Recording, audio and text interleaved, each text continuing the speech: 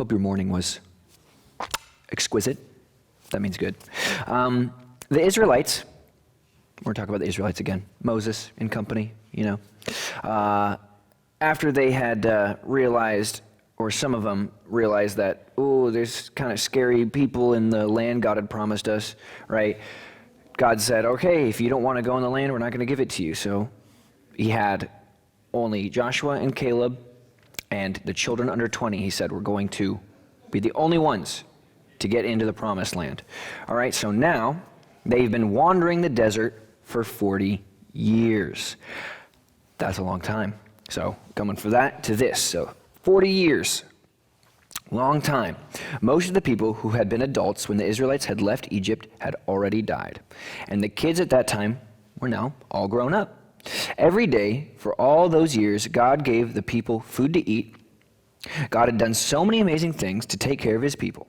But now the people were camped at Kadesh. This was the same place the people had camped 40 years before, when they refused to trust God and go into the promised land. Do you think these grown-up kids trusted God better than their parents had? We're going to read Numbers chapter 20, verse 2 through 5. The people didn't have any water, so they gathered... Oh, yeah, that's right. The people didn't have any water, so they gathered together to oppose Moses and Aaron. They argued with Moses. They said, "We wish we had died when our people fell dead in front of the Lord. Why did you bring the Lord's people into the desert? We and our livestock will die here. Why did you bring us up out of Egypt? Why did you bring us why did you bring us to this terrible place?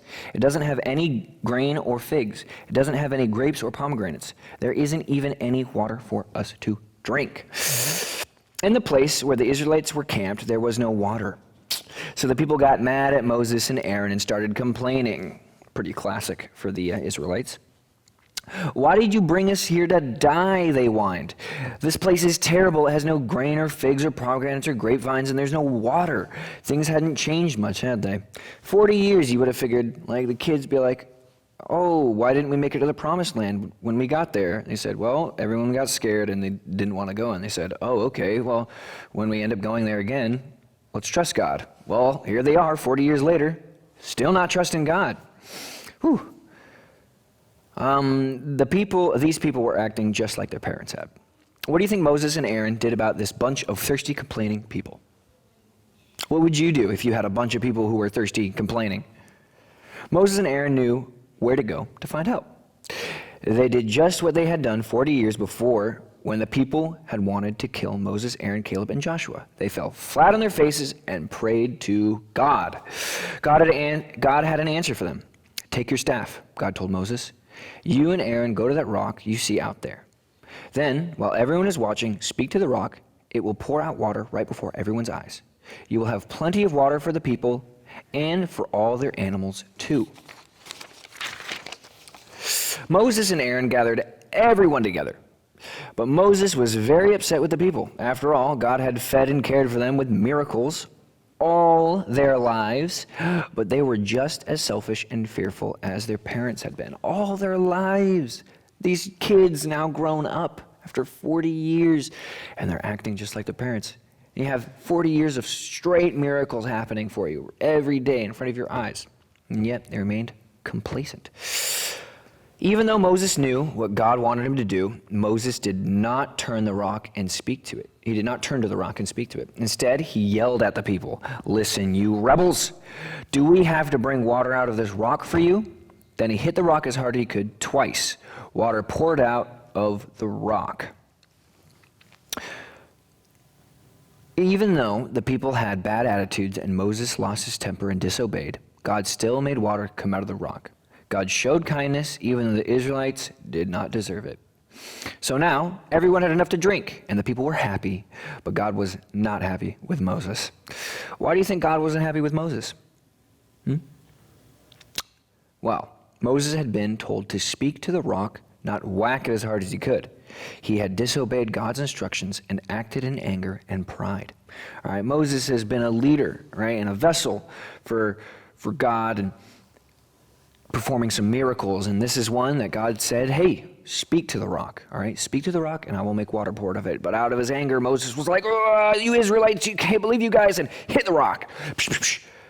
And that's not what God told him to do. Remember what Moses had said. Do we have to bring water out of this rock? Moses forgot that God was the one who would make the water come out, not Moses. Moses had no real part in making any of that water come out. He was just the one God had chose to make the water, to have the water come out after he spoke to it, since he's the leader, of the Israelites. But even he can fail. So God told Moses and Aaron that neither of them would lead the Israelites into the promised land. And that was sad. That is sad. After 40 years, the Israelites still didn't really trust God, even after eating manna every day. That was sad too. But God didn't stop loving his people, and he never gave up on them. And he'll never give up on them. Moses loved God and usually obeyed him. But when the Israelites complained against him again and again, Moses got frustrated. He was so tired of the Israelites always complaining that he got mad and did things his own way. But that did not, his own way that didn't honor God. We're like that. We do that, okay? There are things that we do out of anger, frustration, or pride that clearly we should not do, but we do them anyway, right? So, turns out Moses and the Israelites, how we act is really not too much different from them. When people make us upset or do things that we don't like, or we don't like what we're asked to do, we sometimes get mad and do things our own way. Then it can be hard to act in ways that honor God. God operates out of love, compassion, peace, grace, mercy, not anger, not fear, not resentment, not contempt, none of that. And so when we act out of things that God is not, it's not going to go our way. Have you ever wanted something that you couldn't have? Maybe you wanted a cookie, but your mom said, no. Maybe it wasn't a cookie. It was a toy or insert object that you want.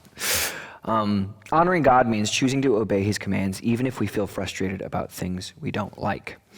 All the great things God has done for us help us want to love and honor and obey him with all our hearts. So, even when things get frustrating, right? People say frustrating things or ask us to do things that make us frustrated. Taking a moment to collect yourself to understand that God is a God of love, peace, mercy, and grace, and that we too should operate out of those things. And then we'll be able to realign ourselves, cool down, and make a godly decision. Thank you for joining me, and I will see you again next week.